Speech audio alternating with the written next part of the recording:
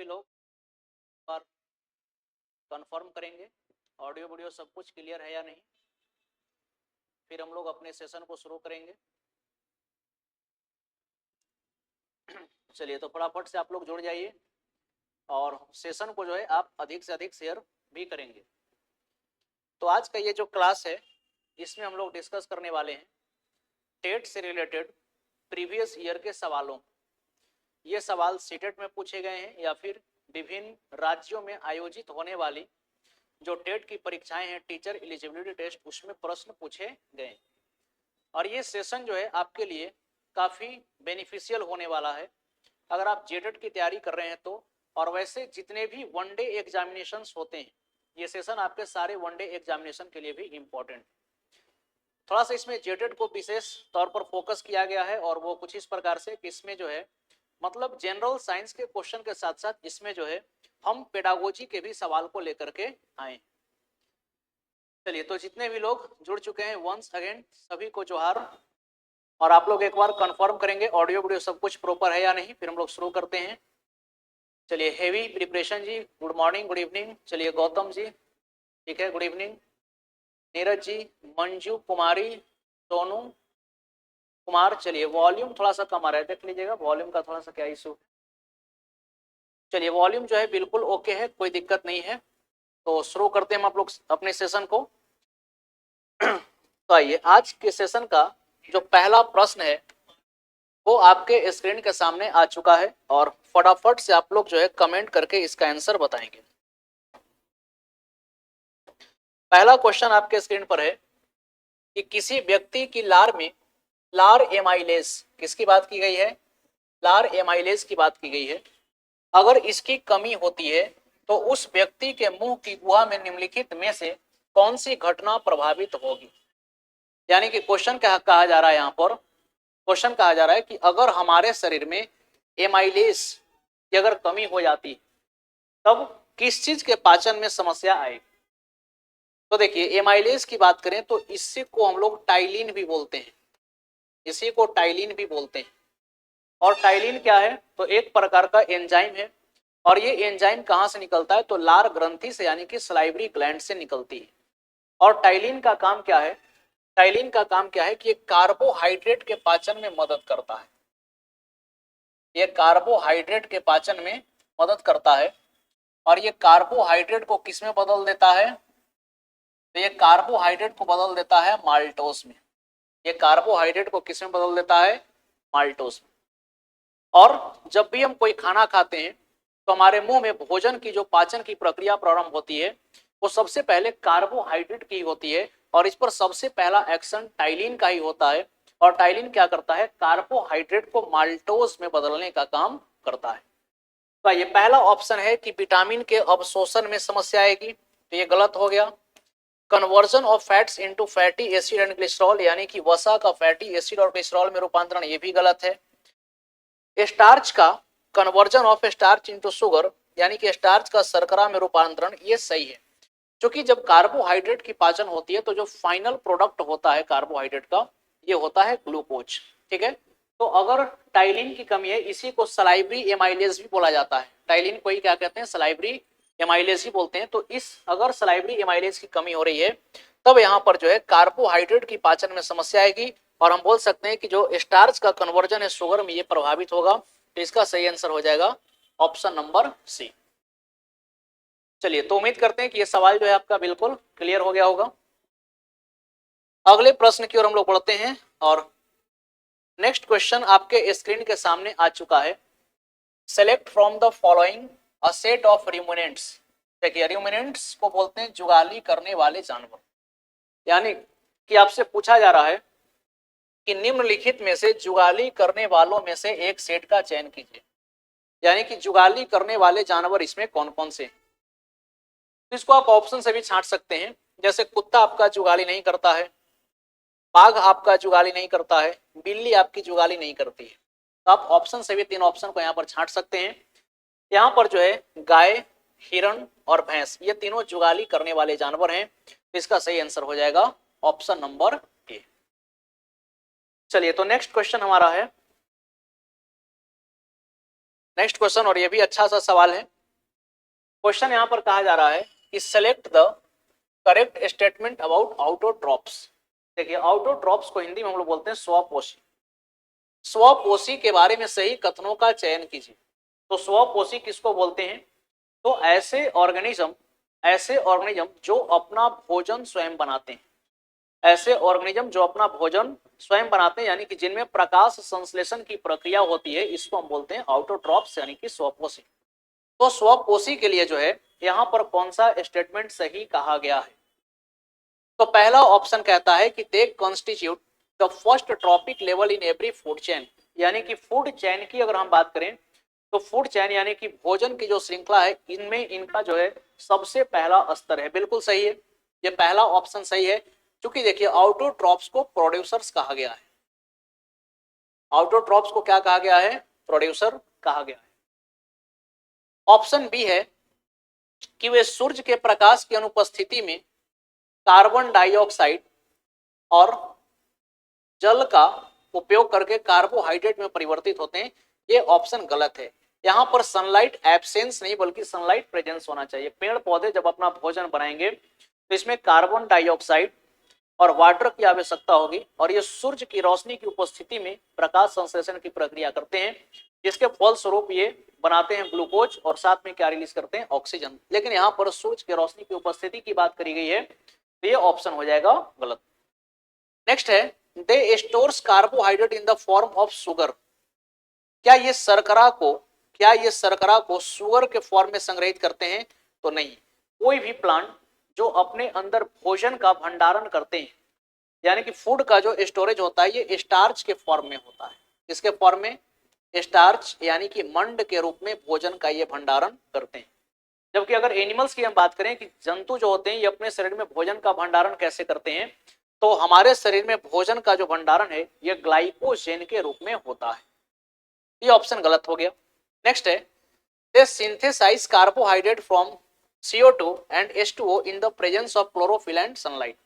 Option D कह रहा है कि ये पर्णहरित, क्लोरोफिल यानी कि पर्णहरित और सूर्य की रोशनी की उपस्थिति में कार्बन डाइऑक्साइड और वाटर का प्रयोग करके जो है क्या करते हैं कि कार्बोहाइड्रेट का निर्माण करते हैं। तो ये बिल्कुल सही है। तो ऑप्शन के हिसाब से देखिएगा तो ऑटोट्रॉप्स के रिगार्डिंग यानी कि स्वपोषी से संबंधित दो कथन सही कही गई है। कौन कौन सा? तो ऑप्शन ए और डी हमारा करेक्ट है, पहला करेक्ट है और डी करेक्ट है। तो यहाँ पर देखिए जो ऑप्शन थर्ड है इसमें ए और डी दोनों है। तो इस सवाल का जो सही आंसर हो जाएगा ये होगा ऑप्शन नंबर थर्ड। आइए अगले प्रश्न की ओर हम लोग बढ़ते हैं, और नेक्स्ट क्वेश्चन आपके स्क्रीन के सामने आ चुका है। और ये क्वेश्चन क्या है? तो यहां पर बोला गया है if you have to change a feeble sound. देखिए फीबल साउंड किसको बोलते हैं? तो मंद आवाज को, यानी कि स्लो साउंड को फीबल साउंड कही जाती है। तो if you have to change a feeble sound to a loud sound, अगर आप किसी मंद ध्वनि को प्रबल ध्वनि में परिवर्तित करना चाह रहे हैं, the required changes is to increase its. तो किसी भी स्लो साउंड को अगर तेज बनाना है तो इसके लिए आपको कौन सी चीज में परिवर्तन करनी होगी? क्या तरंग धैर्य परिवर्तित करेंगे, या वेलोसिटी को परिवर्तित करेंगे, या फ्रीक्वेंसी यानी कि आवृत्ति को परिवर्तित करेंगे, या फिर एम्पलीट्यूड को परिवर्तित करेंगे? एम्पलीट्यूड को आप आयाम बोलेंगे, ज्यादा सही होगा, आयाम। तो देखिए यहां पर एक रिलेशन याद रखिएगा कि लाउडनेस जो होता है, लाउडनेस इसको हम लोग हिंदी में क्या बोलते हैं? प्रबलता। ये डायरेक्टली प्रोपोर्शनल किसके होती है? ये डायरेक्टली प्रोपोर्शनल होती है एम्पलीट्यूड के स्क्वायर के, यानी कि आयाम के वर्ग के ये समानुपाती होती है। इसका मतलब ये हुआ कि अगर हम एम्पलीट्यूड को बढ़ाएंगे तो लाउडनेस बढ़ेगी, और एम्पलीट्यूड को अगर घटाएंगे तो लाउडनेस घटेगी। तो यहाँ पर क्या करना है? एक फीबल साउंड को बनाना है लाउड साउंड, यानी कि एक स्लो साउंड है इसको तेज करना है। तो इसके लिए हम क्या करेंगे? लाउडनेस को आपको बढ़ाना है, लाउडनेस को बढ़ाना है तो इसके लिए आप एम्पलीट्यूड को क्या करेंगे? बढ़ाएंगे। यानी कि यहाँ पर हमें जो है आयाम में परिवर्तन करना होगा। किसमें परिवर्तन करना होगा? आयाम में। तो यहाँ पर जो हमारा करेक्ट आंसर हो जाएगा ये ऑप्शन नंबर बी। फिजिक्स का सवाल था और साउंड से पूछा गया सवाल था, और वैसे अगर जेपीएससी को अगर आप देखेंगे तो साउंड नाम का चैप्टर जो है जेपीएससी को बहुत पसंद है, क्योंकि यहाँ से क्वेश्चन इस बार भी रिपीट किया है और जो आपके प्रीलिम्स के पेपर हुए थे उसमें से कई सारे प्रश्न तो साउंड से ही पूछ दिए गए थे। आइए अगले प्रश्न की ओर हम लोग बढ़ते हैं। नेक्स्ट क्वेश्चन आपके स्क्रीन के सामने आ चुका है। क्वेश्चन कह रहा है कि a rectangular box is kept on a table with its different phases touching the table. मतलब एक आयताकार बॉक्स है और इसको किसी मेज पर रखी जाती है और मतलब कि अलग अलग सतहों को टच कराकर के इसको रखा जाता है। मतलब आप ऐसे समझिए कि जैसे हमारे पास एक रेक्टेंगुलर बॉक्स था, इस प्रकार से समझिए कि हमारा बॉक्स है, ठीक है। अब इसको रखना है किसी सरफेस पर, तो देखिए पहली बार हम क्या किए कि सरफेस पर इस बॉक्स को रख दिए इस प्रकार से, इस प्रकार से हम बॉक्स को रख दिए। ये पहला केस हो गया। और दूसरा केस में हम क्या कर रहे हैं कि इस बॉक्स को अब इस तरीके से रख रहे हैं, देखिए इस प्रकार से रख दिए बॉक्स को, ठीक है। तो क्वेश्चन यही कर रहा है कि अलग अलग सतहों के हिसाब से जो है इसको रखा जाता है। बिल्कुल सीजीएल के लिए ही नहीं बल्कि जितने भी वनडे एग्जामिनेशन हैं, जितने भी वनडे एग्जामिनेशन है और जनरल साइंस से जहां भी प्रश्न पूछा जाएगा उन तमाम एग्जामिनेशन के लिए ये सेशन आपका यूजफुल होने वाला है, ठीक है। अब देखिए आगे क्या कहता है कि in different cases the box exert, यानी कि अलग अलग केस में, जैसे इसको मान लीजिए कि केस 1 है और इसको मान लीजिए कि ये केस क्या है 2 है। तो यहां पर कर रहा है कि बॉक्स क्या एक्सर्ट करेगा। पहला ऑप्शन है कि सेम थ्रस्ट लगेगा और सेम प्रेशर लगेगा। तो देखिए थ्रस्ट किसको बोलते हैं, तो थ्रस्ट एक प्रकार का फोर्स होता है। थ्रस्ट क्या होता है, एक प्रकार का फोर्स होता है, ठीक, जो किसी सरफेस पर लंबवत लगती है। तो किसी सतह पर लंबवत लगने वाली बल को हम लोग क्या कहते हैं, थ्रस्ट कहते हैं। इसी को आप हिंदी में चाहें तो प्रणोद भी बोल सकते हैं। तो यहां पर थ्रस्ट किसके बराबर होगा, तो देखिए थ्रस्ट जो है ये बराबर होता है किसके, भार के। तो जितना भार होगा उतना ही थ्रस्ट लगेगा। तो थ्रस्ट तो दोनों ही केस में सेम होगा। थ्रस्ट क्या होगा, दोनों ही केस में सेम होगा, तो सेम थ्रस्ट तो होगा। लेकिन प्रेशर क्या होता है, तो प्रेशर होता है फोर्स पर यूनिट एरिया, यानी कि प्रति इकाई क्षेत्रफल पर लगने वाले बल को क्या कहते हैं, दाब कहते हैं। तो यहां से अगर देखिएगा तो प्रेशर और एरिया में क्या संबंध है, तो प्रेशर और एरिया एक दूसरे के रेसिप्रोकल में हो गए। इसका मतलब यह हुआ कि एरिया को अगर आप बढ़ाएंगे तो प्रेशर कम लगेगी और एरिया को अगर घटाएंगे तो प्रेशर अधिक लगेगी। तो यहां पर देखिए पहला केस में क्या है कि आपका एरिया ज्यादा है, पहला केस में एरिया क्या है, ज्यादा है, तो यहां पर प्रेशर क्या होगा, कम होगा। जबकि यहां पर देखिएगा तो एरिया कम है तो दूसरे केस में प्रेशर अधिक होगा। तो एक चीज तो समझ में आ गया कि थ्रस्ट तो दोनों जगह सेम होगा लेकिन प्रेशर अलग अलग होगा, तो सेम प्रेशर नहीं होगा। डिफरेंट थ्रस्ट का बात किया, ये गलत है, थ्रस्ट डिफरेंट नहीं होगा, क्योंकि थ्रस्ट जो होगी ये डिपेंड करेगी किस पर, भार पर। और जितना भार बॉक्स का केस 1 में है उतना ही भार बॉक्स का केस 2 में है, उतना ही भार जो है बॉक्स का केस 2 में है। तो थ्रस्ट दोनों ही केस में क्या है, सेम है। बट सेम प्रेशर, यहां पर सेम प्रेशर का बात किया तो ये गलत है, क्योंकि यहां पर देखिए एरिया ज्यादा है तो प्रेशर कम और यहां पर एरिया कम है तो प्रेशर ज्यादा है। नेक्स्ट कहता है कि डिफरेंट थ्रस्ट लगेगा, ये गलत हो गया, थ्रस्ट सेम लगेगा। और कहता है कि डिफरेंट प्रेशर, तो डिफरेंट प्रेशर की तो बात सही कही गई है लेकिन डिफरेंट थ्रस्ट ये गलत बोला गया है। नेक्स्ट कहता है कि सेम थ्रस्ट लगेगा, सही है, बट डिफरेंट प्रेशर, तो यहां पर कौन सा ऑप्शन सही हो गया, option D, option D. Sir B can not take total surface area, बिल्कुल आप टोटल सरफेस नहीं ले सकते, आप उतना ही सरफेस को लेंगे जितना सरफेस पर आपका बॉक्स, मतलब जितना सरफेस को जो है बॉक्स क्या कर रहा है, एक्वायर कर रहा है। तो इसका सही आंसर हो जाएगा ऑप्शन नंबर डी। आइए अगले प्रश्न की ओर हम लोग चलते हैं। नेक्स्ट क्वेश्चन है आपका,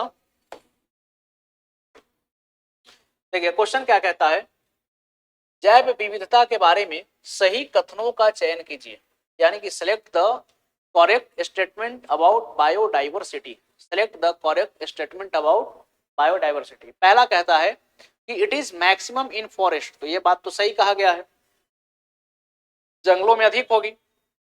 नेक्स्ट कहता है कि it refers to only flora, flora का मतलब क्या हो गया, फ्लोरा का मतलब प्लांट्स, तो कह रहा है कि ये केवल जो है किसी दिए गए क्षेत्र में ये प्लांट्स को संदर्भित करता है। क्या ये सिर्फ प्लांट्स को बताता है? तो नहीं, ये प्लांट्स और एनिमल्स दोनों को बताएगा, तो ये ऑप्शन हो गया गलत। नेक्स्ट है, it refers to the various species of flora and fauna present in area. ठीक है, ये कहता है कि किसी एरिया में जितने जंतु या फिर जितने वनस्पति उपस्थित हैं, ये सबको जो है ये क्या करेगा, संदर्भित करेगा, तो ये सही है। नेक्स्ट कहता है it total number of particular species living in India. देखिए, जब पार्टिकुलर स्पीसीज की हम बात करते हैं तो एक तरह से पॉपुलेशन को ये रिप्रेजेंट करता है। किसको रिप्रेजेंट करेगा? पॉपुलेशन को। तो ये सही नहीं है। तो यहाँ पर कौन कौन सही हो गया? तो यहाँ पर हमारा ऑप्शन ए सही है और इसके बाद हमारा ऑप्शन सी सही है। तो ऑप्शन के हिसाब से ए और सी जो है हमारा ऑप्शन नंबर 4 क्या हो जाएगा, करेक्ट हो जाएगा। बिल्कुल सही, जिनका जिनका भी ऑप्शन डी आ रहा है बिल्कुल सही है। Option D is the right answer. आइए अगले प्रश्न की ओर बढ़ते हैं और नेक्स्ट क्वेश्चन आपके सामने है, select a compound which does not have a carbon. यानी कि ऐसे यौगिक का चयन कीजिए, ऐसे यौगिक का चयन कीजिए जिसमें कार्बन की उपस्थिति नहीं है। तो पहला है मीथेन। तो मीथेन का फॉर्मूला CH4। इथेनोइक एसिड यानी कि CH3COOH, इसी को एसिटिक एसिड भी बोलते हैं।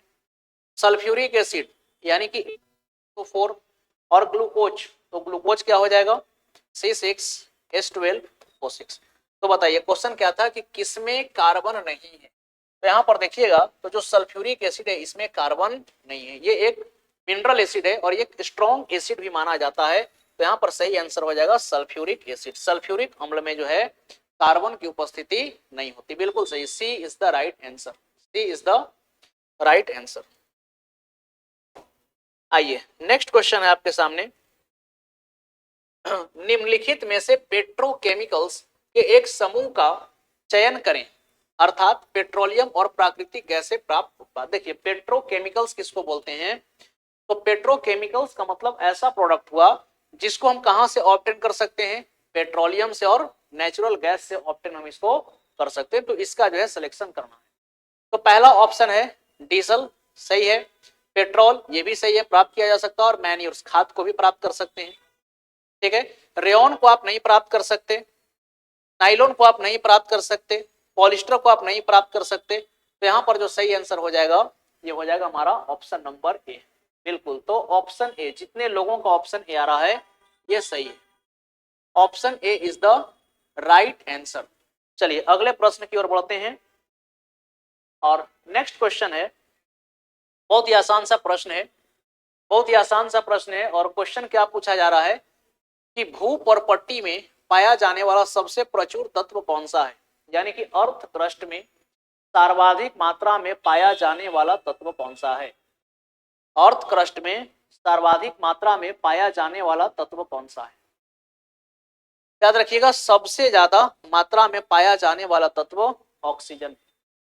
भूपर्पट्टी में सर्वाधिक मात्रा में पाया जाने वाला तत्व क्या है, oxygen. Option C is the right answer.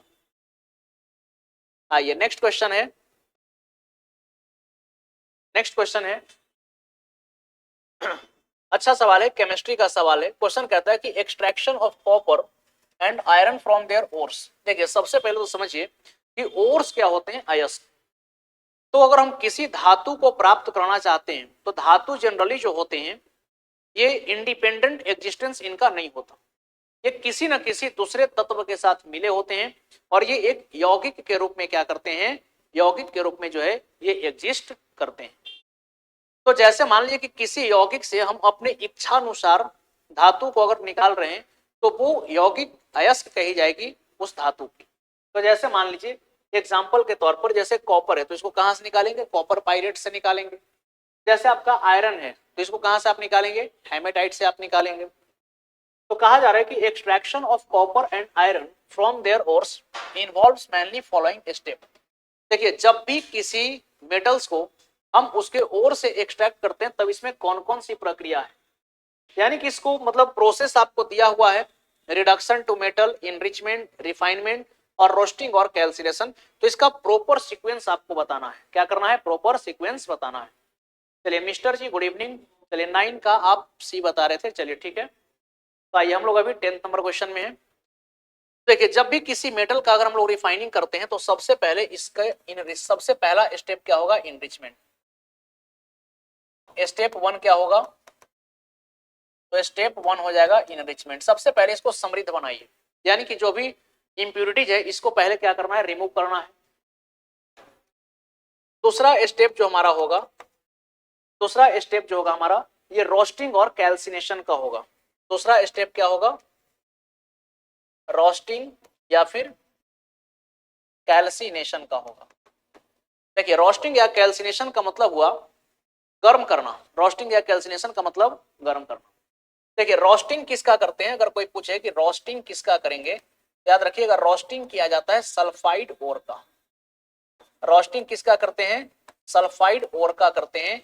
जैसे एग्जांपल के तौर पर जिंक सल्फाइड है, तो इसमें ऑक्सीजन तो नहीं है, तो इसमें क्या कीजिए आप कि जिंक सल्फाइड को ऑक्सीजन की उपस्थिति में गर्म कीजिए। ठीक, तो रोस्टिंग हमेशा ऑक्सीजन की उपस्थिति में होगा, इस बात का ध्यान रखेंगे। बात रह गया कैल्सिनेशन का। कैल्सिनेशन किसका करेंगे, तो कैल्सिनेशन होता है आपका कार्बोनेट ओर का। कैल्सिनेशन किसका होगा, कार्बोनेट ओर का। जैसे एग्जांपल के तौर पर आप समझ लीजिए कैल्शियम कार्बोनेट। तो कैल्शियम कार्बोनेट में पहले से ही ऑक्सीजन की उपस्थिति है, तो इसमें ऑक्सीजन जोड़ने की आवश्यकता आपको नहीं है। तो चलिए आई होप क्लियर हो गया होगा। रोस्टिंग किसको बोलेंगे, तो रोस्टिंग होता है सल्फाइड ओर का, और इसमें हम लोग किसी चीज को गर्म करते हैं, सल्फाइड ओर को गर्म करते हैं ऑक्सीजन की उपस्थिति में। जबकि अगर कैल्सिनेशन की हम बात करें तो कैल्सिनेशन जो है कार्बोनेट ओर का होता है, और इसमें ऑक्सीजन के अनुपस्थिति में जो है हम क्या करते हैं, चीजों को गर्म करते हैं, खासतौर पर कार्बोनेट ओर। तीसरा स्टेप जो हमारा होता है, तीसरा स्टेप में हम इसको रिड्यूस करते हैं। तीसरा स्टेप किसका होता है, reduction to metal. Reduction to metal, ये सवाल सीधा सीधा एनसीईआरटी से पूछा गया है। बाकी अगर आप फोर्थ स्टेप को देखते हैं, तो फोर्थ स्टेप में हम लोग क्या करेंगे, तो इसको रिफाइन करेंगे। क्या करेंगे, रिफाइन करेंगे। तो refinement is the fourth step. तो यहां पर जो है सही ऑप्शन क्या हो गया, तो पहले इनरिचमेंट, तो पहला प्रायोरिटी इनरिचमेंट। दूसरा रोस्टिंग या कैल्सिनेशन, तो पहले आ जाएगा बी, दूसरा आ जाएगा डी, फिर आपका ए, और फिर क्या है सी। तो ऑप्शन 2 जो है इसका क्या हो जाएगा, करेक्ट हो जाएगा। हाँ बिल्कुल याद रखिएगा वसीम अकरम जी, कैल्सिनेशन जो होती है ये ऑक्सीजन की अनुपस्थिति में होगी, जबकि रोस्टिंग ऑक्सीजन के उपस्थिति में होती है। रोस्टिंग ऑक्सीजन के उपस्थिति में होगी, कैल्सिनेशन ऑक्सीजन की अनुपस्थिति में होगी। आइए नेक्स्ट क्वेश्चन है, बहुत ही आसान सा प्रश्न है। क्वेश्चन क्या पूछा गया है कि मत्स्य पालन से जुड़ी क्रांति क्या है, यानी कि फिश रिवॉल्यूशन जो है, मतलब फिश से संबंधित जो रिवॉल्यूशन है इसको क्या बोलते हैं, तो इसको ब्लू रिवॉल्यूशन बोला गया है, यानी कि नीली क्रांति इसको बोलते हैं। ये तो बहुत ही आसान प्रश्न था, इसका आंसर हो जाएगा ए। नेक्स्ट क्वेश्चन है, नेक्स्ट क्वेश्चन है आपका, सवाल है कि select the set of activities which replenish. देखिए रिप्लेनिश का मतलब होता है कमी को दूर कर देना, रिप्लेनिश का मतलब कमी को दूर कर देना। तो select the set of activities which replenish और enrich the soil with nutrients, यानी कि यहां पर आपको सही गतिविधियों का चयन करना है जो कि मिट्टियों को पोषक तत्व से समृद्ध बनाते हैं। मिट्टियों को क्या करते हैं, पोषक तत्व से समृद्ध बनाते हैं। तो सबसे पहला ऑप्शन करा है कि खाद डालेंगे, बिल्कुल सही। खाद में क्या है, खाद में आपका नाइट्रोजन, फास्फोरस और पोटेशियम जैसे मिनरल्स हैं, और जैसे हमारे शरीर के लिए carbohydrate, fat, protein, vitamin, minerals, roughage ये सब आवश्यक होते हैं, तो किसी भी पेड़ पौधों के प्रॉपर वृद्धि और विकास के लिए जो आवश्यक पोषक तत्व हैं ये नाइट्रोजन, फास्फोरस और पोटेशियम होते हैं। तो अगर इनकी कमी है तो पेड़ पौधों की वृद्धि और विकास होगी। अगर इनको दूर करना, हम खाद के जरिए इसको दूर कर सकते हैं। ठीक है, एडिंग फर्टिलाइजर्स, बिल्कुल। देखिए मैन्यूर का मतलब हो गया, आप इसको आप समझ लीजिए जो नेचुरल तरीके से जो बनता है, जैसे हमारे घर के जो भी गार्बेजेस है अगर उसको हम डिकम्पोज एक जगह जमा करते हैं तो उसकी डिकम्पोजिशन होती है, एंड एरोबिक रेस्पिरेशन होता है, उसमें ऑक्सीजन की अनुपस्थिति वो सोते और गलते हैं, तो उसको खाद बोलेंगे। बाकी जो इंडस्ट्रीज में बनाए जा रहे हैं कृत्रिम रूप से, इसको फर्टिलाइजर्स बोल सकते हैं। नेक्स्ट है इरिगेशन। देखिए सिंचाई करने से जो है पोषक तत्व दूर नहीं होती है, ठीक उसी प्रकार जैसे पानी पीने से हम लोगों को एनर्जी नहीं मिलती है। जैसे मान लीजिए हमारे शरीर में अगर ताकत का कमी है और हम पानी पी लें तो पानी पीने से हमारे शरीर को ऊर्जा की प्राप्ति नहीं होती, इस बात का ध्यान रखिएगा। तो उसी प्रकार से सिंचाई करने से जो है मिट्टियों की जो है पोषक तत्वों में वृद्धि नहीं होगी। नेक्स्ट आता है कि फर्टिलाइजर डालेंगे सही है, खाद डालेंगे सही है, और क्रॉप रोटेशन ये सही चीज है। क्रॉप रोटेशन अगर करिएगा तो इससे जो है सॉइल के इनरिचमेंट को बढ़ाया जा सकता है। जैसे खास तौर पर कुछ अगर लेग्यूम्स प्लांट की अगर हम बात करें, लेग्यूम्स प्लांट यानी कि दलहनी पौधे जो होते हैं, दलहनी पौधे जो होते हैं,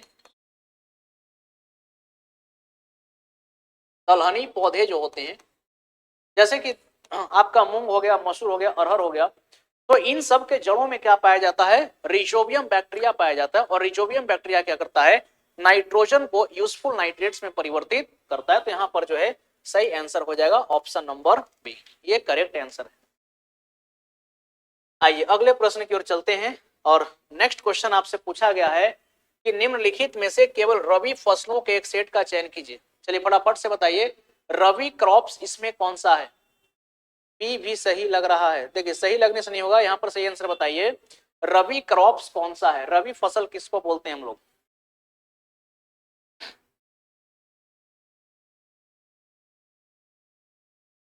चलिए फटाफट से बताइए, रबी क्रॉप्स किसको कहा गया है, रबी क्रॉप किसको कहा गया। तो देखिए रबी क्रॉप जो है किसको बोलते हैं ये बताइए। चलिए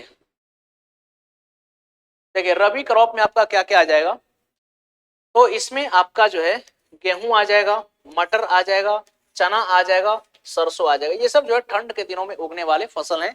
तो इसमें जो है रबी क्रॉप का सही सेट क्या हो जाएगा, ऑप्शन नंबर सी। तो ऑप्शन सी जो है इस क्वेश्चन का सही आंसर है। आइए अगले प्रश्न की ओर चलते हैं हम लोग। और नेक्स्ट क्वेश्चन आपके स्क्रीन के सामने आ चुका है। हाँ बिल्कुल, सी इज द राइट आंसर, ठंडा में। जी हाँ बिल्कुल। आइए नेक्स्ट क्वेश्चन है कि आपके पास स्टील से बना एक मजबूत बार चुंबक है, यानी कि आपके पास क्या है, एक चुंबक है। कैसा चुंबक है, तो इसको हम लोग बोलते हैं बार मैग्नेट। तो बार मैग्नेट का दो पोल होता है, एक नॉर्थ पोल और एक साउथ पोल। ये कैसे बना हुआ है, तो स्टील से बना हुआ है। कहता है कि यदि आप इस चुंबक को 3 समान भागों में काटते हैं तो आपको क्या मिलता है। तो देखिए इसको एक भाग में हम काट दिए, यहां से दूसरे भाग में काट दिए, तो 3 भाग मिल गया। तो देखिए आप ऐसा सोच रहे होंगे कि पहला भाग जो है हमारा ये मिल गया, दूसरा भाग जो है हमारा ये हो गया, और तीसरा भाग जो है हमारा ये हो गया। और आप सोच रहे हैं कि यहाँ पर नॉर्थ पोल है और यहाँ पर क्या है, साउथ पोल है। तो एक चीज तो आप हमेशा याद रखिए, एक चीज हमेशा याद रखिएगा, monopole do not exist. Monopole do not exist, इसका मतलब हुआ कि एकल ध्रुव का अस्तित्व नहीं होता। मैग्नेट के अंदर सिंगल पोल कभी भी एग्जिस्ट नहीं करता, जब भी एग्जिस्ट करेगा तो डबल पोल का ही एग्जिस्टेंस होता है। तो यहाँ पर क्या है कि जैसे ही इसको काटे तो यहाँ पर नॉर्थ पोल था तो यहाँ पर साउथ पोल जनरेट हो जाएगा, यहाँ पर साउथ पोल है तो यहाँ पर नॉर्थ पोल जनरेट हो जाएगा, और इसमें भी आपके 2 पोल्स बन जाएंगे, नॉर्थ पोल और साउथ पोल। ठीक है, तो पहला ऑप्शन कहता है, पहला ऑप्शन क्या कह रहा है, पहला ऑप्शन कह रहा है कि आपको एक नॉर्थ पोल मिलेगा, एक साउथ पोल मिलेगा, और एक कंप्लीट मैग्नेट मिलेगा जिसमें दोनों पोल्स होंगे। तो ऐसा बिल्कुल भी नहीं है, आपको 3 आइडेंटिकल यहाँ पर जो है मैग्नेट्स मिलेंगे और तीनों में आपके 2-2 पोल्स भी होंगे। नेक्स्ट है कि आपको एक नॉर्थ पोल मिलेगा, एक साउथ पोल मिलेगा और एक स्टील का छड़ मिलेगा, तो ये सब भी गलत बात है।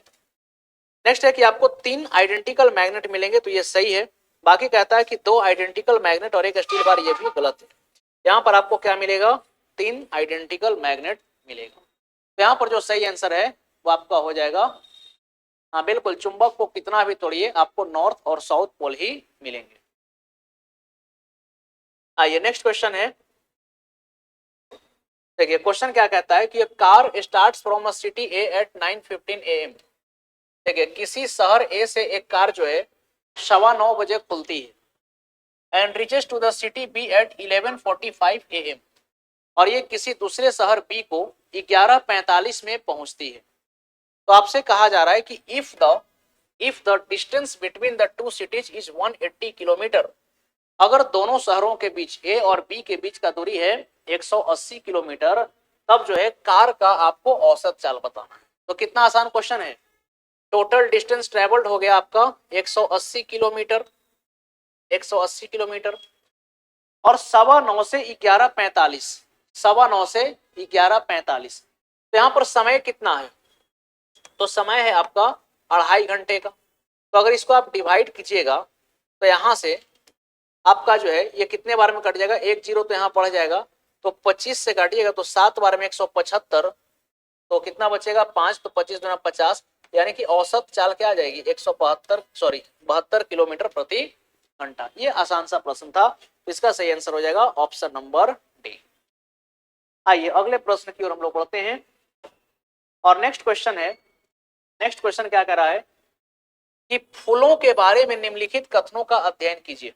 देखिए यहाँ पर 4 ऑप्शंस दिए गए हैं, ये किससे संबंधित हैं, तो ये फूलों से संबंधित हैं। यहाँ पर आपको पहचानना है और बताना है कि फूलों से संबंधित सही कथन कौन कौन से हैं, फूलों से संबंधित कथन कौन कौन से जो हैं ये सही है।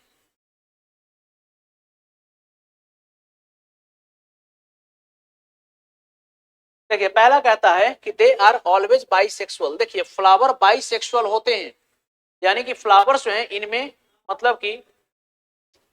मतलब बाइसेक्सुअल भी होते हैं, यानी कि इनमें जो है मेल रिप्रोडक्टिव पार्ट और फीमेल रिप्रोडक्टिव पार्ट दोनों प्रेजेंट होता है, लेकिन क्या ऑलवेज होते हैं, तो ये ऑलवेज वर्ड लगा दिया, इसीलिए क्या हो गया गलत। नेक्स्ट कहता है कि they are the sexual reproductive organ, they are नहीं दे हैव होना चाहिए, they have the sexual reproductive organ. क्या इनके पास जनन अंग होती है, बिल्कुल सही है, होता है। नेक्स्ट है कि they are produced in all group of plant, ये सही नहीं है, ये सभी वर्ग के पौधों में नहीं पाए जाते। क्योंकि जब हम लोग प्लांट्स के क्लासिफिकेशन की बात करते हैं तो देखिए प्लांट्स को हम लोग 2 कैटेगरी में बांटते हैं। प्लांट किंगडम जो है हमारा, इसको हम 2 कैटेगरी में बांटते हैं। एक को हम बोलते हैं क्रिप्टोगेम्स, क्रिप्टोगेम्स इसको हिंदी में कहा जाता है अपुष्पोद्भिद पादप, अपुष्पोद्भिद पादप। और दूसरा इसको बांटा गया है फिनेरोगैम्स में, फिनेरोगैम्स में, जिसको हम लोग क्या बोलते हैं, तो इसको हम लोग बोलते हैं पुष्पोद्भिद पादप। देखिए दोनों में डिफरेंस क्या है कि इसमें जो है फ्रूट, इसमें जो है आपका फ्रूट, इसके अलावा फ्लावर, ये सब चीज नहीं पाए जाते, जबकि इसमें आपका फ्रूट भी होगा, इसमें आपका फ्लावर भी होगा, ठीक है, इसमें जो है आपका फ्रूट और फ्लावर दोनों होगा। तो क्वेश्चन क्या कर रहा है कि जितने भी प्लांट्स हैं, जितने भी प्लांट्स हैं, ये सब के अंदर क्या है, they are produced in all group of plant. कह रहा है कि फूल जो है सभी वर्ग के पौधों में लगते हैं। तो याद रखिएगा क्रिप्टोगैम्स में फूल नहीं लगता है। क्रिप्टोगैम्स में क्या आ जाएगा, तो जैसे आपका थैलोफाइटा हो गया, ब्रायोफाइटा हो गया, टेरिडोफाइटा हो गया, और इसी में आपका क्या है, तो इसी में आपका जो है शैवाल वगैरह एल्गी ये सब आ जाता है। तो ये ऑप्शन हमारा गलत है। नेक्स्ट कहता है कि after fertilization they give rise to fruit, यानी कि निषेचन के बाद जो है ये किस में परिवर्तित हो जाते हैं, फलों में परिवर्तित हो जाते हैं। तो ये सही कहा गया है, निषेचन के बाद ये किस में परिवर्तित हो जाएंगे, तो फलों में परिवर्तित हो जाएंगे। तो यहाँ पर बी और डी जो है ये सही है, बी और डी क्या है, सही है। तो यहाँ पर जो करेक्ट आंसर हो जाएगा ये हो जाएगा ऑप्शन नंबर डी, बिल्कुल अंतः अस्थि प्रारंभ, ऑप्शन 4 बिल्कुल सही आंसर है आपका। आइए अगले प्रश्न की ओर हम लोग बढ़ते हैं। नेक्स्ट क्वेश्चन है, देखिए यहाँ पर जो हमारे बॉडी में फिल्ट्रेशन होता है, ठीक है, उसकी क्रोनोलॉजी आपसे पूछ दी गई है। तो देखिए जैसे मान लीजिए कि हमारे शरीर में एक किडनी है, एक किडनी इधर बना देते हैं,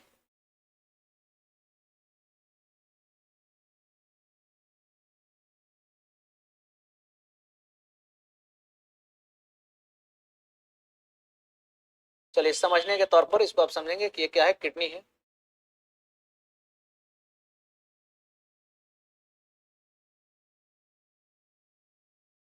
चलिए तो यहाँ पर क्रोनोलॉजी को अगर आप देखेंगे तो सबसे पहले इसको आप क्या बोलते हैं, तो इसको आप बोलते हैं किडनी। तो किडनी में हुआ फिल्ट्रेशन, ब्रिक में हुई फिल्ट्रेशन, इसके बाद फिल्ट्रेशन के बाद ये जो रास्ता है इसको हम लोग बोलते हैं यूरेटर, यूरेटर यानी कि इसको जो है मूत्र नली कही जाती है। ये आपका हो गया किडनी यानी कि ब्रिक, इसको जो है आप मूत्र नली कहेंगे या फिर मूत्र वाहिनी कहेंगे। ये जो आप तीसरा पार्ट देख रहे हैं इसको हम लोग बोलते हैं यूरिनरी ब्लाडर, इसको जो हम लोग यूरिनरी ब्लाडर बोलते हैं, जिसको हम लोग हिंदी में क्या बोलते हैं, मूत्राशय या फिर मूत्र की थली, थैली, और ये जो आखिरी पार्ट है इसको हम लोग बोलते हैं यूरेथ्रा।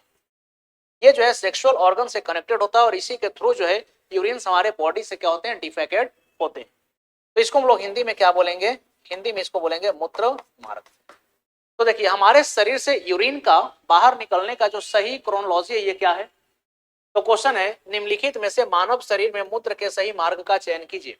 तो सबसे पहले किडनी, सबसे पहले किडनी, किडनी के बाद क्या है यूरेटर, फिर यूरिन कहाँ जाएगा, यूरिनरी ब्लैडर में आएगा, और फिर यूरेथ्रा के माध्यम से हमारे बॉडी से बाहर निकल जाएगा। तो यहाँ पर सही क्रोनोलॉजी क्या है, तो सही क्रोनोलॉजी है ए। सही क्रोनोलॉजी क्या है, ए है। तो यहाँ पर ऑप्शन ए जो है हमारा क्या हो जाएगा, करेक्ट हो जाएगा। Option A is the right answer. आइए अगले प्रश्न की ओर हम लोग पढ़ते हैं, और नेक्स्ट क्वेश्चन कह रहा है, चलिए क्वेश्चन थोड़ा सा इस बार इंग्लिश में ही है। कहता है कि select the statement that correctly describes the arteries, यानी कि यहाँ पर ऑप्शन है कि दिए गए कथन में से आपको चुनना है जो धमनियों के बारे में सही बात करती है, यानी कि धमनियों के बारे में जो सही कथन है इसकी सिलेक्शन आपको करनी है। तो पहला है कि दे हैव थिन वॉल्स, तो ये तो गलत हो गया। देखिए जब भी हम ब्लड प्रेशर की बात करते हैं तो हमारे बॉडी का जो ब्लड प्रेशर ये कितना है 120/80 मिलीमीटर ऑफ मरकरी, यानी कि 120/80 मिलीमीटर ऑफ पारे के दाब के बराबर का प्रेशर होता है। 120 मिलीमीटर का जो प्रेशर है इसको हम लोग क्या बोलते हैं, इसको हम लोग बोलते हैं सिस्टोलिक प्रेशर। और ये जो 80 मिलीमीटर का प्रेशर आप देख रहे हैं इसको हम लोग क्या बोलते हैं, तो इसको हम लोग बोलते हैं डायस्टोलिक प्रेशर। यह सिस्टोलिक प्रेशर किस में होता है, यह सिस्टोलिक प्रेशर होता है आर्टरी में, जबकि डायस्टोलिक प्रेशर किस में होता है, वेन्स में। तो एक बात बताइए सबसे ज्यादा प्रेशर कहां पर है, तो सबसे ज्यादा प्रेशर आर्टरी में है। और अगर आर्टरी का अगर भित्ति पतला होगा तो ये फट जाएगा और फिर पैरालिसिस या ब्रेन हेमरेज जैसी समस्याएं उत्पन्न हो जाएंगी। तो इसका वॉल थोड़ा सा मोटा होना चाहिए, ठीक है। तो सिराओं की तुलना में धमनियों की भित्ति थोड़ी सी क्या होती है, मोटी होती है। तो सबसे पहला है कि थिन का बात किया, तो ये जो है गलत है। Next, they have thick elastic walls, यानी कि इनका जो है भित्ति थोड़ा सा मोटा होता है, सही है। विदाउट वॉल्व्स इनसाइड, इसके अंदर वॉल्व्स नहीं पाए जाते। देखिए हमारे शरीर के अंदर जो है जो ब्लड वेसल्स हैं, तो कुछ ब्लड वेसल्स के अंदर जो है इस प्रकार के कपाट पाए जाते हैं। क्या पाए जाते हैं, कपाट का काम क्या है, ये ब्लड को बैक फ्लो होने से रोकती है। तो यहाँ पर देखिएगा कि पहले ही प्रेशर बहुत अधिक है, 120 मिलीमीटर पारे के दाब के बराबर का प्रेशर है, तो बैक फ्लो होने का कोई चांस ही यहाँ पर नहीं है। तो इसमें जो है वॉल्व्स नहीं पाया जाएगा। तो ये बात भी सही है, ये बात भी सही है। Blood flows under high pressure, यानी कि ब्लड का जो फ्लो होगा ये उच्च दाब के अंतर्गत होगा, बिल्कुल सही। 120 मिलीमीटर पारे के दाब के बराबर का प्रेशर होता है। And carries blood away from the heart to various part of body, ये भी सही बात कहा गया है। ये शुद्ध रक्त का परिवहन करते हैं और ये रक्त को कहां से कहां ले जाते हैं, तो हमारे हृदय से शरीर के विभिन्न भागों में ले जाते हैं। तो यहाँ पर जो करेक्ट आंसर है हमारा ये हो जाएगा ऑप्शन नंबर बी। आगे का ऑप्शन चेक करने का कोई आवश्यकता नहीं है, ठीक। आइए अगले प्रश्न की ओर हम लोग बढ़ते हैं, और नेक्स्ट क्वेश्चन है select the correct sequence of an aerobic respiration in yeast. देखिए एन एरोबिक रेस्पिरेशन किसको बोलते हैं, तो यहाँ पर एब्सेंस ऑफ ऑक्सीजन होगा, एब्सेंस ऑफ ऑक्सीजन, ऑक्सीजन की अनुपस्थिति में होती है। तो ईस्ट यानी कि खामीर में जो अनॉक्सी श्वसन है इसकी प्रक्रिया को आपको बताना है। तो देखिए सबसे पहले जो है ग्लूकोज टूटेगा साइटोप्लाज्म में, ठीक है। और साइटोप्लाज्म में जब टूटेगा तो ये पाइरुवेट का निर्माण करेगा जिसमें कि 2 एटीपी ऊर्जा मिलती है। तो यहां तक तो बात सही है, ठीक है। और देखिएगा तो ये सबों के लिए कॉमन भी है, तो ये सही चीज है। सबसे पहले हमारे बॉडी में जो ग्लूकोज टूटती है साइटोप्लाज्म में टूटती है और ये पाइरुविक एसिड के 2 मॉलिक्यूल्स में टूटती है, ठीक। अब जो है आगे का कहानी माइटोकॉन्ड्रिया में होता है। तो आगे का कहानी माइटोकॉन्ड्रिया में सही है। अब देखिए अगर ईस्ट में अगर ऑक्सीजन एब्सेंस है तो ये किस में कन्वर्ट हो जाएगा, इथेनॉल में और कार्बन डाइऑक्साइड में। ये सही कहा गया है। और इसी इथेनॉल के कारण जो है खट्टापन आती है। जैसे मान कर चलिए कि हम लोग जलेबी खाते हैं, डोसा खाते हैं, इडली खाते हैं, तो इसको तैयार करने के लिए जो है मतलब पहले एक दिन चावल वगैरह जो होता है इसको फूलने के लिए, या फिर मैदा जो होता है इसको फूलने के लिए हमें छोड़ना होता है ताकि इसके अंदर फर्मेंटेशन की प्रक्रिया हो और इसके अंदर ईस्ट का एनएरोबिक रेस्पिरेशन हो। जिससे कि इथेनॉल और कार्बन डाइऑक्साइड की फॉर्मेशन। इथेनॉल के कारण जो है जलेबी, इडली, डोसा इन सब चीज में खट्टापन आएगी और कार्बन डाइऑक्साइड के कारण ये क्या होंगे, स्वेलो करेंगे यानी कि फूलेंगे। तो यहाँ पर ऑप्शन ए हमारा क्या है, सही है। Option A is the right answer. ठीक है, चलिए अगले प्रश्न की ओर हम लोग बढ़ते हैं। और नेक्स्ट क्वेश्चन है, आपका, देखिए the role of villi in the intestine is to, कहता है कि जो विल्ली होते हैं यानी कि जो रसांकुर होते हैं, इनका हमारे आंत में क्या काम होता है। तो जैसे हम लोग क्या करते हैं कि हम लोग खाए कार्बोहाइड्रेट, तो जब हमारे शरीर में कार्बोहाइड्रेट की पाचन हुई तब ये किस में कन्वर्ट हो गया, ग्लूकोज में। जब फैट का पाचन हुआ तब ये किस में कन्वर्ट हो गया, ये कन्वर्ट हो गया फैटी एसिड और कोलेस्ट्रॉल में। जब हमारे शरीर में प्रोटीन की पाचन हुई तब ये किस में कन्वर्ट हो गया, अमीनो एसिड में। अब देखिए ये सब जो न्यूट्रिएंट्स हैं इनका शरीर में एब्जॉर्प्शन होना अनिवार्य है। ठीक, तो एब्जॉर्प्शन कहां पर होगा, छोटी आंत में। और छोटी आंत का 3 भाग है और जो आखिरी भाग है उसको हम लोग क्या बोलते हैं, इलियम। पहला ड्यूडेनम, दूसरा ज्यूसेनम और तीसरा भाग को बोलते हैं इलियम। तो देखिए तीसरा भाग है इलियम। तीसरा भाग कौन सा है, तो तीसरा भाग है इलियम। अब इलियम में क्या होता है कि इलियम में यहां पर देखिएगा तो इसके सतह पर बहुत सारे उंगली नुमा प्रोजेक्शंस पाए जाते हैं, फिंगर्स लाइक प्रोजेक्शन पाई जाती है, उंगली नुमा संरचना पाई जाती है। और ये जो उंगली नुमा संरचना है इसी को हम क्या कहते हैं, इसी को हम लोग बोलते हैं विल्ली, इसी को हम लोग क्या कहते हैं, रसांकुर। अब जब ये पचे हुए भोजन से जब ये ग्लूकोज, फैटी एसिड, ग्लिसरॉल और एमिनो एसिड जब यहां से प्रवाहित होंगे, यहां से क्या होंगे, प्रवाहित होंगे, तो इनको अवशोषित करने का काम कौन करेगा, तो इनको अवशोषित करने का काम करेगा विल्ली यानी कि रसांकुर। और अवशोषित करके ये रक्त के साथ घुल देगा और फिर रक्त जो है, ब्लड जो है, अपने साथ शरीर के विभिन्न हिस्सों तक इसको लेकर के चली जाएगी। और इस प्रक्रिया को हम एसिमिलेशन यानी कि स्वांगीकरण की प्रक्रिया कहते हैं। तो अगर कोई पूछे कि विल्ली का मुख्य कार्य क्या है, तो पचे हुए भोजन से पोषक तत्वों को ग्रहण करना। और ये पूरे सरफेस पर फैला रहता है ताकि सरफेस एरिया को बढ़ाए, जिससे कि ज्यादा से ज्यादा मात्रा में पोषक तत्वों की अवशोषण हो सके। तो पहला कहता है कि स्टार्च को सरल शर्करा में बदल लेगा, ये बिल्कुल नहीं।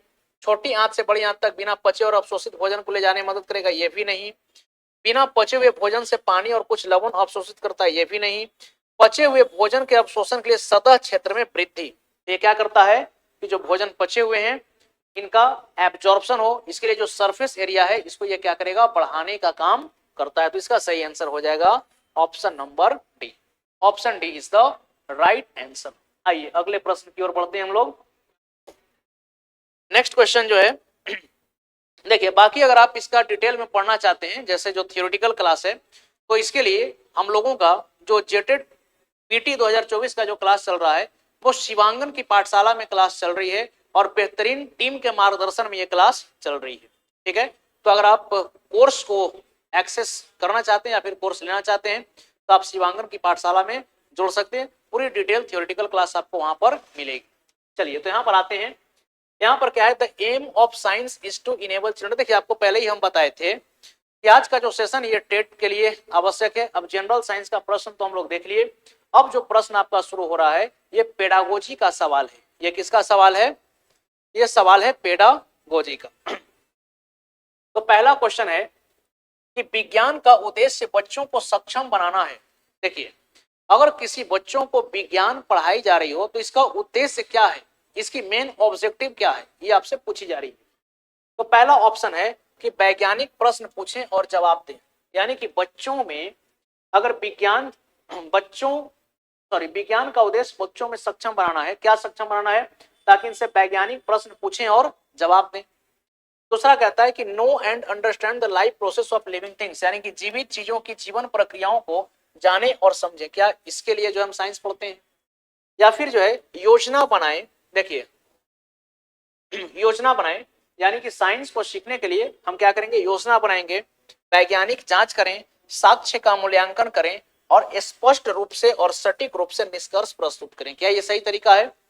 या फिर नेक्स्ट ऑप्शन डी कहता है कि विचारों को उत्तेजित करने के लिए पूछताछ और जांच करें। ठीक है, पूछताछ और क्या करें, जांच करें।